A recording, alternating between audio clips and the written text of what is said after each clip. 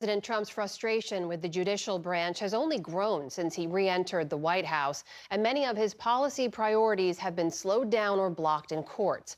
Mr. Trump and members of his administration have been openly critical of some judges, calling them radical, lunatics, or lawless, and suggesting some should be impeached. A recent report from the Global Project Against Hate and Extremism found, quote, violent threats and calls for impeachment against judges have risen by an alarming 327% between May of 2024 and March of 2025. Yesterday, leadership from the Judicial Conference, that's the policymaking group of federal judges, testified on Capitol Hill, seeking a nearly 20% budget increase for security measures. One federal judge knows how real the threat of violence can be. Nearly 5 years ago, Judge Esther Salas's husband was shot and her son Daniel was killed by a disgruntled lawyer posing as a delivery driver at her home, according to police. Judge Salas from the U.S. District Court of New Jersey joins me now. Judge, welcome to the NewsHour, and thank you so much for making the time to join us. Thank you for having me, Amna. So since these incidents began, we should note that you have been meeting with the U.S. Marshal Service. You just met with them today, in fact. What can you tell us about that meeting and whether you think they're doing enough to keep you and other judges safe? Well, I want to start with the last question, and that's yes, I think they are doing all that they can do to keep up with the onslaught of attacks against the judiciary.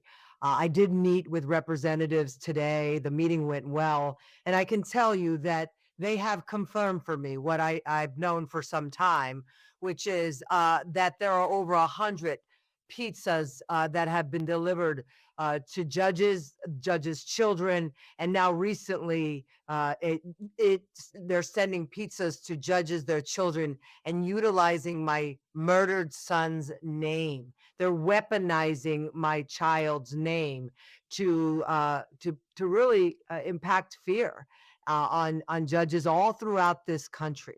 You're, of course, referencing the spate of recent anonymous pizza deliveries to judges that we've seen, as you mentioned, many of them using your late son's name. And we should tell folks, Congress passed a law in your late son's name that was supposed to help judges remove personal information from online, like home addresses and phone numbers and such. The fact that these deliveries are happening in this way, does that say to you the law is not working?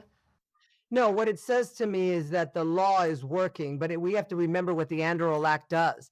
The Anderl Act protects judges, federal judges, and shields their personally identifiable information on federal websites. The problem we have right now is many states have not enacted state laws that would serve as belt and suspenders to the federal law. So a lot of this information is accessible on state websites. So what we need to do is have the states and the federal government coordinate so that we can shield the very information that is now used there, that the bad actors are utilizing to inflict psychological warfare on judges. You know, there are some who will look at this and say, how threatening is it to have a pizza show up at your door? Why is that considered a threat and not a prank? What would you say to that? I would say to those people that this is not a prank. This is certain bad actors that you send a pizza to a judge, it says, we know where you live. You send a pizza to a judge's child, you're saying to that judge, we know where your child lives. You send a pizza to a judge or that judge's child in my murdered son's name, and it says, do you want to end up like Daniel Anderl? Do you want to end up like Judge Salas? Those are acts of intimidation. This is a concerted effort by a few bad actors to attempt to intimidate the judges. This is serious. This needs to be taken very seriously by our government. And we need to know that the investigation will be supported and that we are supported by this administration and supported by the Department of Justice. In today's environment, with this inflammatory rhetoric that is being used against judges, it isn't helping the situation. I think it is only exacerbating the situation. Judge Salas, you mentioned that rhetoric. Much of that has come from President Trump himself, attacking individual judges, calling for them to be impeached. The White House would argue the president has the right to say he disagrees with the judge if they rule in a way that's not favorable to him. And Chief Justice John Roberts has even said some criticism is okay as long as you're not attacking judges. What do you make of that and where that line is, especially when it comes to the president? I have absolutely no problem with anyone in the administration, anyone in a position of power, anyone with a large media platform criticizing our rulings. Absolutely no problem with that. What I have is when they begin to really accuse us of being partisan, and there is no basis for that accusation. When they use inflammatory rhetoric, like calling us rogue judges or calling us crazy leftist unconstitutional judges. That's not responsible leading. That is language that is irresponsible. And when our leaders lead by using inflammatory rhetoric, they are inviting people to do us harm. And we have to remember that lives are at stake. I don't have my son anymore.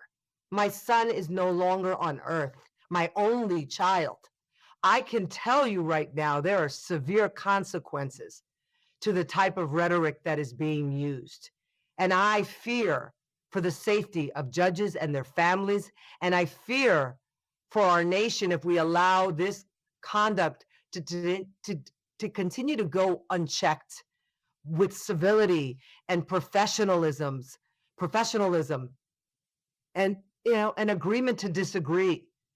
But let's bring it back to the merits of an issue instead of bringing it to personal attacks. That's all we're asking.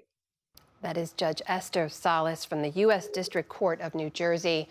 Judge Salas, thank you so much for your time. We really appreciate it. Thank you very much and have a good day.